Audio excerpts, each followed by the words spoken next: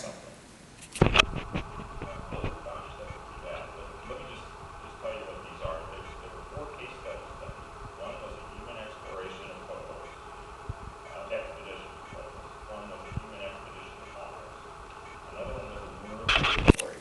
And then the final one, the one that I'm going to focus most on, is something called the evolutionary strategy. It's a lunar outpost leading to early Mars. And we'll just talk about each one of those a little bit. I think the first couple are pretty self-explanatory. The human expeditions are Apollo-style expedition, go out, boots on the soil. One didn't go to Mars all the way. It went to Phobos. It did teleoperation from Phobos. One went down to the surface. Okay. The lunar observatory was thrown in just as an example of something else you could do that was scientifically interesting, that worked for the Mars Society, so we're not going to be that interested in just going to the moon. And the last one is the idea of what does it take to sort of build up to the idea, and this I got to throw back to Chris McKay. Wow, what another piece of serendipity. What does it take to go and stay? Okay, let's start changing that verb over to stay.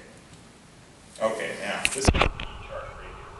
All right, 4 different case studies. Let's start with we won't even look at lunar observatory. Let's start with this guy that's got the huge skyscrapers. Okay, this guy here is the Mars expedition. You can see why we go. Okay, even here the asterisk is right there. Large masses not practical. Alternatives under investigation. This is the amount of mass that needs to be launched in metric tons per year to support these various mission scenarios. So you can see that's the big barrier, that's the big impediment. Now let's look at the Phobos expedition. That's not too bad, but it still jumps up over 400 metric tons per year. The one I want to focus on are these little guys here. This is the evolutionary approach, where we start off, we go lunar to Mars, you take a nice little increase, and then look at that. Flat all the way out. We're flat and we're predictable.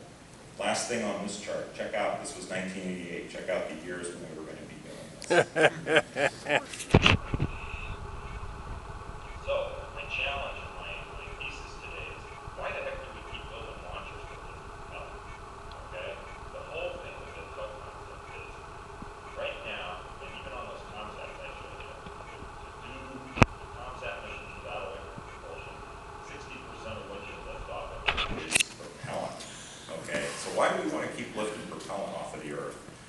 Well, I did a little searching and I found this guy, Machiavelli. Maybe some of you have heard of him. Oh, yeah. But I love this quote. There is nothing more difficult to take in hand, nor perilous to conduct, nor more uncertain in its success than to take the lead in the introduction of a new order of things.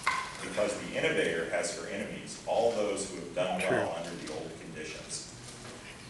Bravo. Makes perfect sense to me. So what I want to say is, let's launch a 2-pronged attack on the Earth. Let's look at developing better in-space transportation, and let's develop ways to make and store propellant off. Okay? I like propellant depots. Guys, there's a lot of people right now talking about propellant depots, and obviously taking it up from Earth. Guys, if you just, put propellant depots up in space, you got to make it out there for those depots. Then it starts to make sense. My one football analogy, when I heard about this propellant depot idea, guys want to just haul stuff up there and leave it. I said, that's great, but you're still taking it up there. I was watching a football game one time. John Madden, one of the greatest commentators, was watching this game, and it was raining like crazy. It was when I lived out in Seattle. The rain just coming down. This guy was over on the sidelines with a towel. He was wiping the ball, and after a while that towel's just soaked. He's wiping the ball with that towel.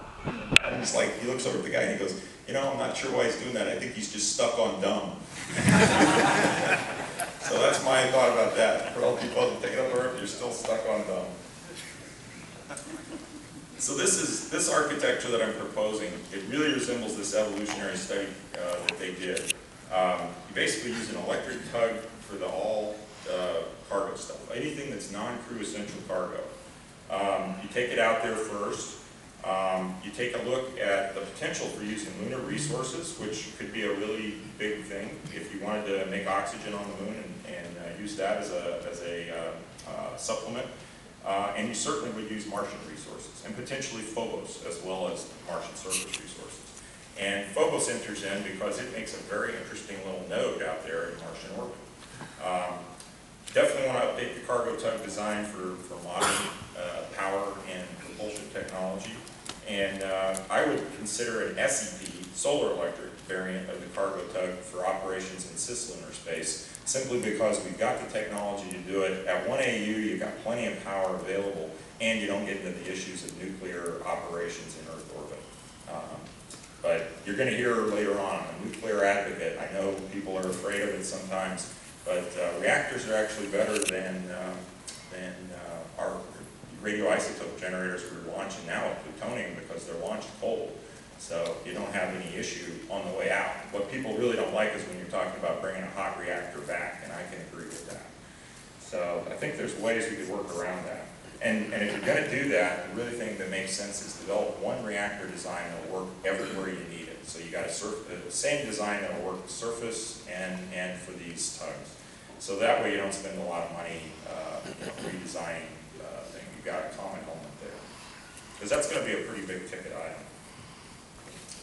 item. So here, let's talk through this thing real quick. And I know we're getting close and I don't want to keep you from lunch too much longer, so I'll go real fast. This is the idea of the cargo flight. You launch with a few heavy lifts or whatever you got, and that's my big key is we could make this work with whatever comes out of Augustine. If they want to go with an Ares 4 that's in between, or if they want to go with a side mount, whatever they want to go with, I think it'll work. Okay? You're taking up mostly cargo now, not so much propellant, and you use this electric propulsion system to spiral you out. You get to Mars, you come down. Okay, when you get there, remember how that thing looked. You've got this big frame with all these little individual guys. The stuff that has to go down when you get to a one-sol apoapse, you can drop that down. Now, the other really cool thing about this is you're entering Mars orbit. Basically you fly this non-Keplerian trajectory out to Mars. You match velocity real nicely. You're starting to put yourself in orbit. People will say, well, how does that work? It's this fuzzy boundary thing. Well, guess what? The Europeans just did it a few years ago with Smart 1. They flew a Hall thruster to the moon, and it works just fine. The gravity of the planet captures you nice and slow. You go into orbit, and now you're not screaming in. Okay? Now you're in an orbit around the planet. So you drop down with your stuff that needs to get down, and it's a little bit easier problem to get stuff down to the planet's surface. Then you keep on coming down. Okay, you come on down, you go to Deimos, do a little science at Deimos. Okay, that's a nice thing. Then you keep on coming down, and you got some synchronous, this is a one-sol synchronous orbit. You're going to go right through that anyway to get to Phobos, drop off a couple comm satellites, because you got those hooked on there too. And you come on down to Phobos, and that's your final destination for this guy. You basically plug in there. You've got your propellant manufacturing tools that you want to use at Phobos, and you start manufacturing some propellant, and Phobos basically becomes your Martian space station. And then the crew comes out, and this architecture, again, not my idea, 1988 study done by NASA, where you can launch these guys up. There's actually a couple of other pieces to this that you could do or you don't have to do. My idea is one way you do it, do nuclear thermal rocket to get the crew out there. It's very effective. Works with the fuels we're talking about. It's a good high ISP. If you wanted to, you could also throw into that architecture the production of lunar oxygen, and that could come back to Earth orbit, and again, less stuff you got to haul up on these launch vehicles from Earth. Get out to Mars, rendezvous with the cargo vehicle that's sitting at Phobos. You've got the lander that was hauled out with the cargo vehicle, and those folks take it down to Mars. Everything's set up, you've got an infrastructure in place that you continue to use over and over again. So it really does contribute to that idea of how do we stay, not how do we go, but how do we stay. I think I just said all this. The one other point that's on this one though is that idea again that these things get broken up into smaller packages. This is a lot closer to what we know how to do than this is. Okay. So let's do some comparison and we'll come back and see how does this stack up versus our one-way mission guys. Remember, they couldn't get 50% reduction. When I looked at this concept, and again, the comparison was the Design Reference Mission 3.0, which is the one in 1998. We had a 30% reduction in the